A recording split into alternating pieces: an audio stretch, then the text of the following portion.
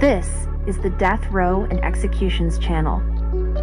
Here is your host, Paco Rivera. Welcome to the Death Row and Executions channel. I am Paco Rivera. You can also follow me on Facebook for updates and more Death Row news. There will be a link to my Facebook in the description below. Also, check out my other channel here on YouTube called The Maximum Sentence, where I cover recent crimes and convictions. There will be a link for that as well. There are 2 executions scheduled for September 24. One is 38-year-old Travis Mullis in Texas. The video on that case appeared on this channel last week. And the other death row inmate scheduled to be executed that day is 55-year-old Marcellus Williams in Missouri, who I will be talking about today. Felicia Gayle grew up in Rockford, Illinois, and graduated from the University of Illinois with a degree in journalism. In 1981, she began work as a reporter for the St. Louis Post-Dispatch newspaper in Missouri and remained working for that newspaper until 1992. She left that career to pursue other endeavors and volunteer work, mostly social work as a volunteer. In 1998, Felicia married her longtime friend since childhood, Dr. Daniel Picus. The marriage took place in University City, Missouri, a suburb of St. Louis, where Dr. Picus and Felicia were also living. That same year of their marriage, 1998, Felicia was alone when someone broke into her secure gated community home in University City. The intruder proceeded to stab Felicia 43 times, killing her. He then proceeded to steal Felicia's purse, her laptop, and some other items from around the house. The killer then grabbed a jacket belonging to Felicia's husband, Dr. Picus, and put it on so that he can cover the blood on his shirt. A short time later, on this day, a man named Marcellus Scott Williams arrived in his Buick LeSabre to pick up his girlfriend, Laura Asaro.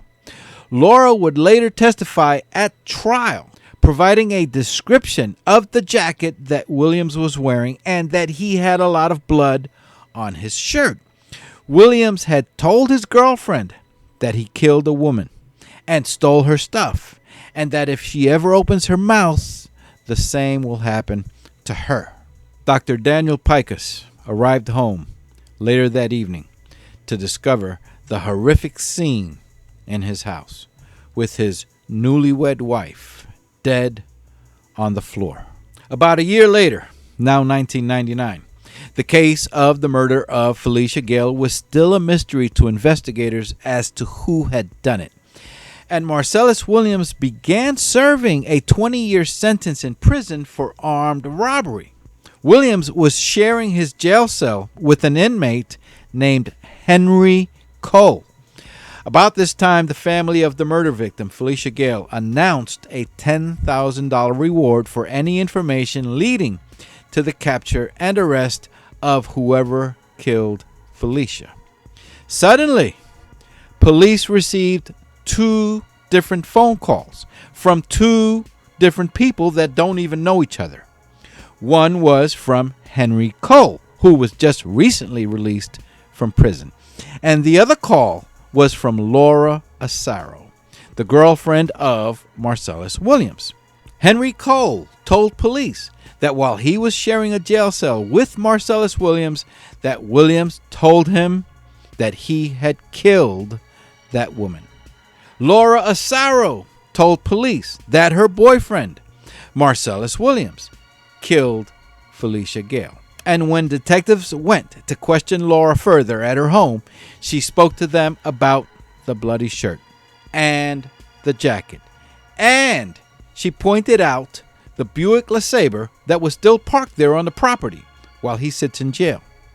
In the car, in the trunk of the car, detectives found several items positively identified as coming from Felicia Gayle's home, still in the car about a year later. And During questioning of Williams' friends and acquaintances, investigators found a man who turned over a laptop that he said was sold to him by Marcellus Williams. That laptop was Felicia's laptop. About 3 weeks after the murder of Felicia Gayle, Marcellus Williams was arrested for another crime and had been in jail ever since. Williams's defense attorneys have argued that there was no DNA, no fingerprints or hair or anything of Williams at the crime scene. Furthermore, trace DNA from an unidentified male was found on the murder weapon, the knife, and that DNA does not belong to Marcellus Williams. Prosecutors have countered that argument by reminding everyone that Marcellus Williams was a career criminal. He was surely wearing gloves and being very careful about leaving any physical evidence from his body at the crime scene. That this is not a DNA case. Not every criminal case is a DNA case. There was a lot of other evidence that directly connects Williams to the murder. Marcellus Williams had an execution scheduled in the year 2017, and it was later called off by the governor of Missouri so that the state could look further into the DNA situation from the crime scene. As far as the trace DNA on the knife, trace DNA, something that happens when you just touch something. My guess is that investigators building a case against Williams did not want to pursue it further because it was not an issue. They have other evidence that proves Williams killed Felicia Gayle, so why bother? It's touch DNA, maybe transferred from someone else to the gloves that Williams was wearing, or maybe from someone else that was in the home of Dr. Pikus and Felicia one day that had touched the knife in their kitchen. To put it simply, investigators are saying that they don't care who that touched DNA belongs to. They don't care who else touched that knife. And they aren't going to waste time and resources to find out who that DNA belongs to. Think about this for a moment. To believe that Marcellus Williams is innocent, you would also have to believe that his girlfriend, Laura Amaro, somehow got a hold of personal items belonging to the home of Felicia Gayle and placed them in his car while he was in jail. While at the same time, Henry Cole, just released from jail, was calling police to say, hey, just so you know, Marcellus Williams told me that he killed that woman. And you would have to believe that one of them conspired with the man who had Felicia Gayle's laptop to say that it was sold to him by Marcellus Williams. That is what you would have to believe. Who needs DNA when you have that? Please remember to hit the subscribe button for more death row and upcoming execution stories so that you're alerted when the next one comes out. You can also follow me on Facebook for updates and more death row news. There will be a link to my Facebook in the description below. I am Paco Rivera. Take care and bye for now.